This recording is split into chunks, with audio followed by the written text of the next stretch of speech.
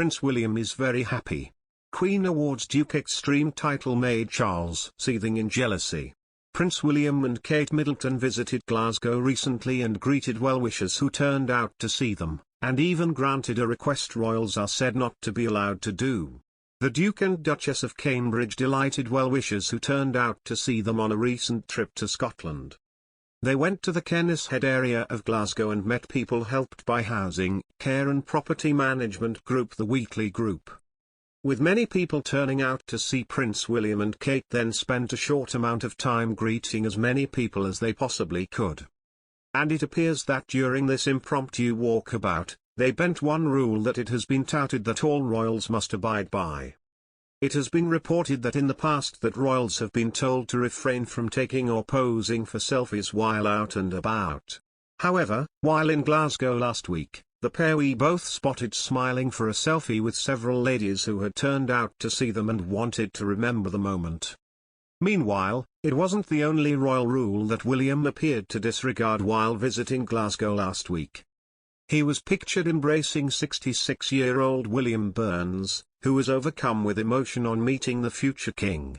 It was a marked difference from when other members of the public usually meet royals and stick to formal handshakes and even bows or curtsies.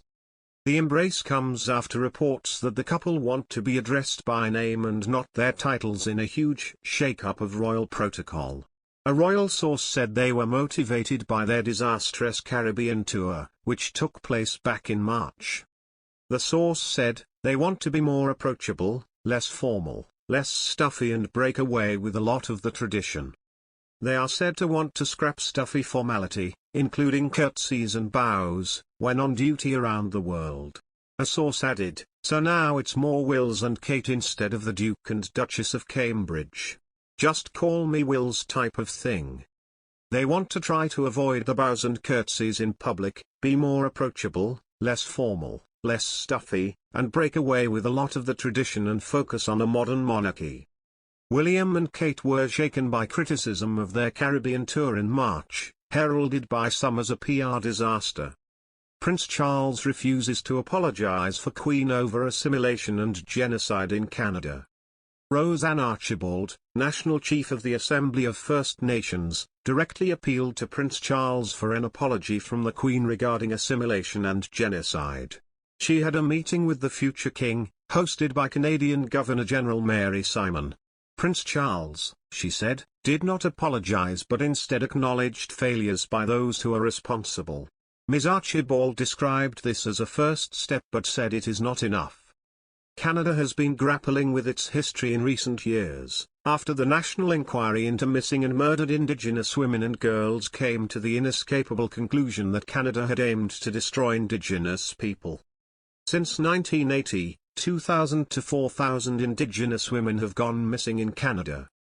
In May last year, the remains of 215 missing Indigenous children were found in unmarked graves at the site of a residential school near Kamloops, British Columbia.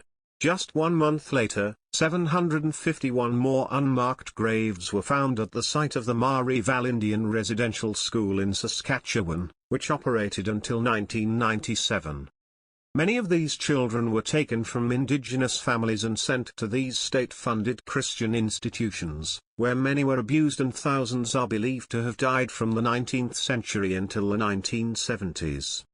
Charles has faced calls to apologize for their treatment as he visits Canada this week, where the Queen is head of state. Speaking about her meeting with Prince Charles, Ms. Archibald said, I asked for an apology from his mother the Queen, the head of the Anglican Church, for whatever happened in the institutions of assimilation and genocide. Institution